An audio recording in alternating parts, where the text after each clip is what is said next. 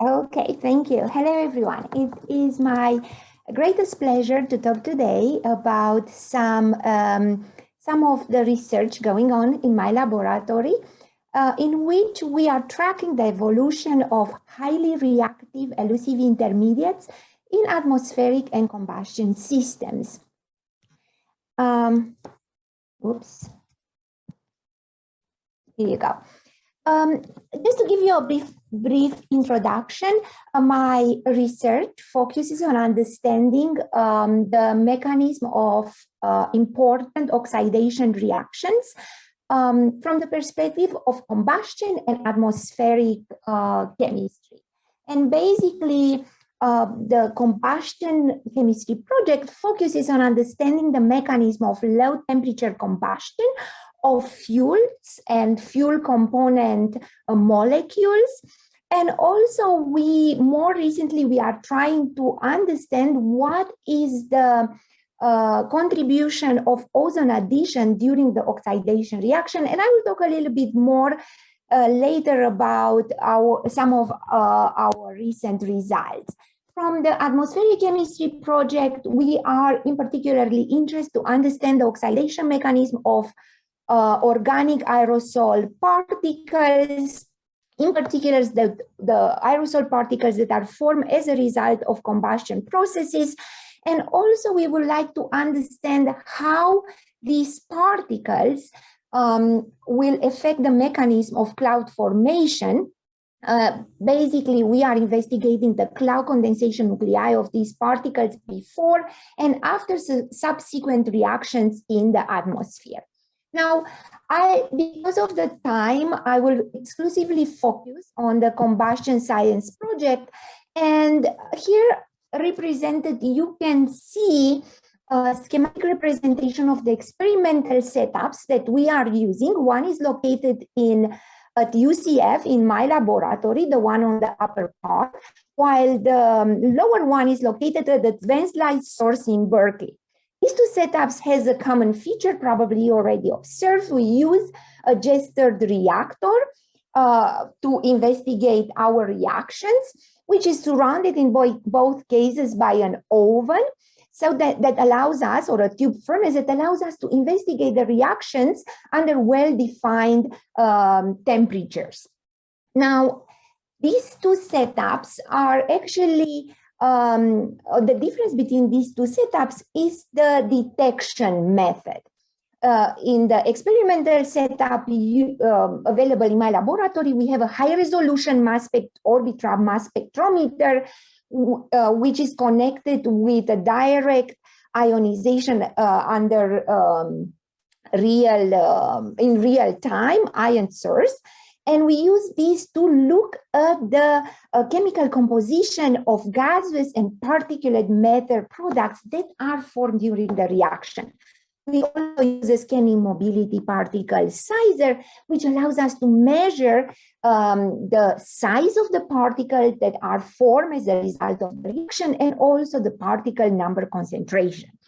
The setup that we use, and it's available in Berkeley, has two unique features. One of it is that we use a molecular beam time sampling, and that is important because we can actually, due to drop in pressure from almost atmospheric pressure inside of the reactor to 10 to the minus 4 torr, and subsequently 10 to the minus 6 torr into the ionization region, we can dramatically decrease the collision between the molecules, and implicitly we can actually stop the reaction in time. This allows us to basically isolate a very important intermediate species, and which is critical for an understanding of the reaction mechanism.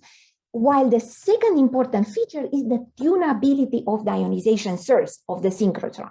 Now, if we measure mass spectra as a function of different energies, we can record what it's called photoionization efficiency curve, which is unique for each compound and can be a fingerprint the molecule.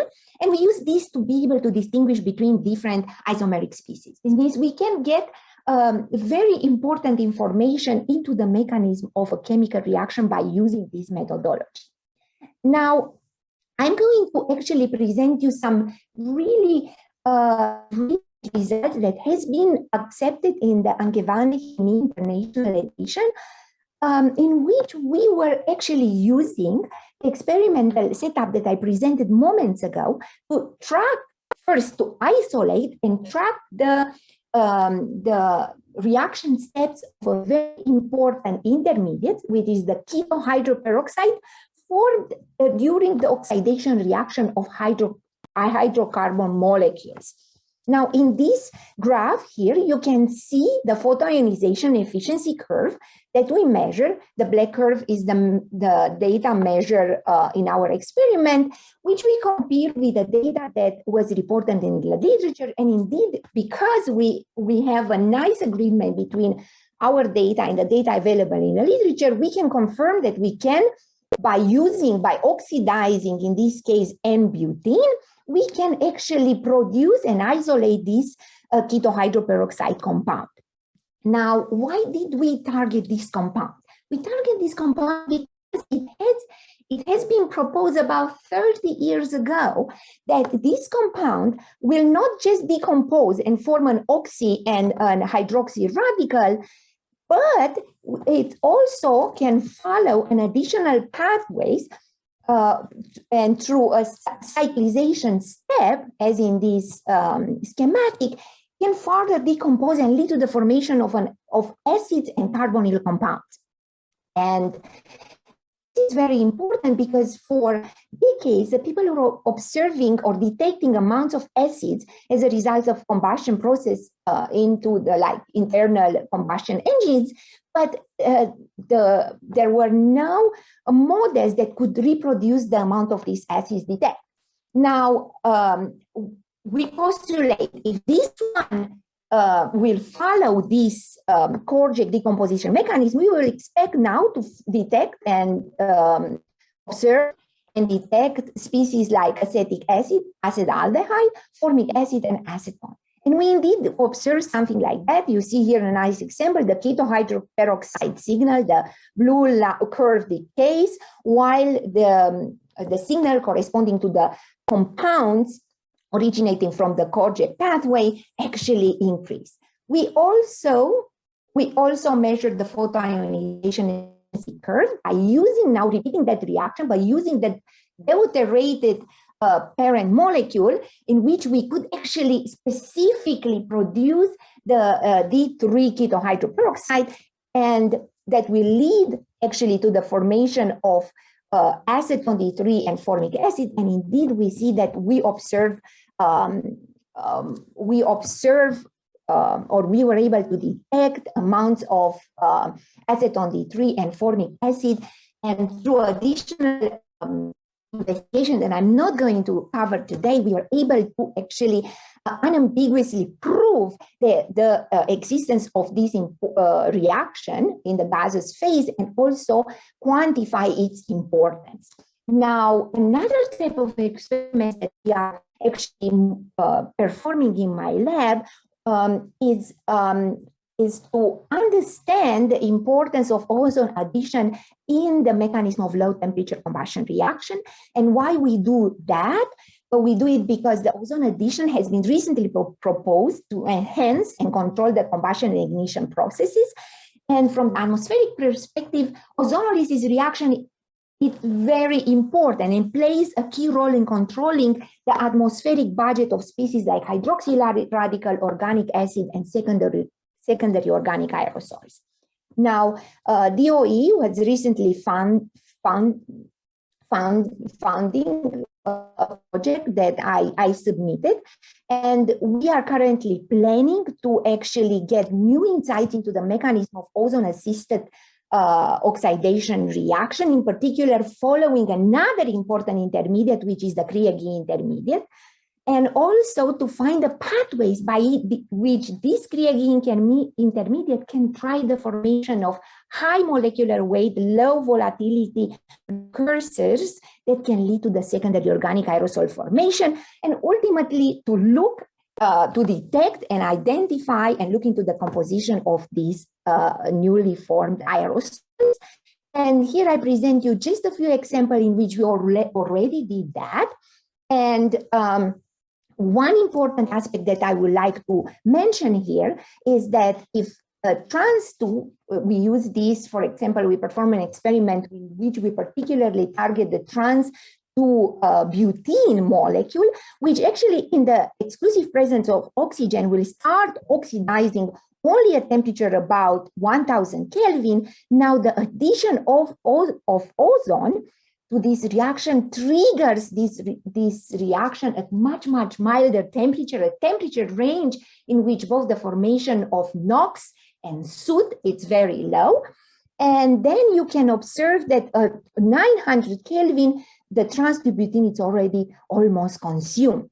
Now, this reaction is extremely complex. And again, we use the power of tunable ionization to try to get some important mechanistic insights into this reaction. I'm not going to cover all the steps, but just to give you an idea about the complexity of this reaction, the very first step in this reaction leads to the formation of primary ozonide, which can normally is formed with a lot of internal energy and can undergo reactions, either unimolecular or bimolecular reaction. In this case, it undergoes unimolecular decomposition or isomerization and lead to the formation of 3 different species, which is the keto hydroperoxide, and secondary ozonide and primary ozonide, that all 3 will have exactly the same mass.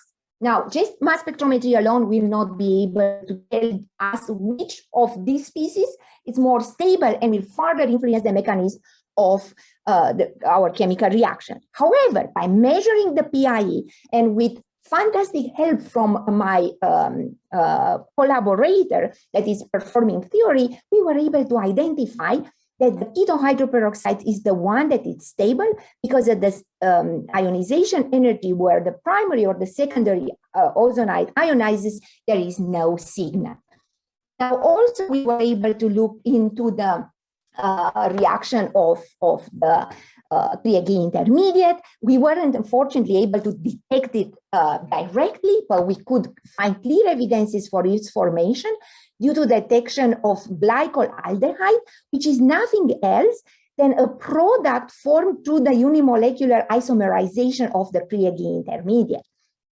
Also, we could prove that not this product, once it's formed, will also undergo bimolecular reaction, will form products through the reaction with water and aldehydes and some other compounds. Now, here is the time to stop, and I hope through this very short talk, I could actually give you an idea about the type of experiments that we are performing, the level of details that we can get in order to understand very complex chemical reactions.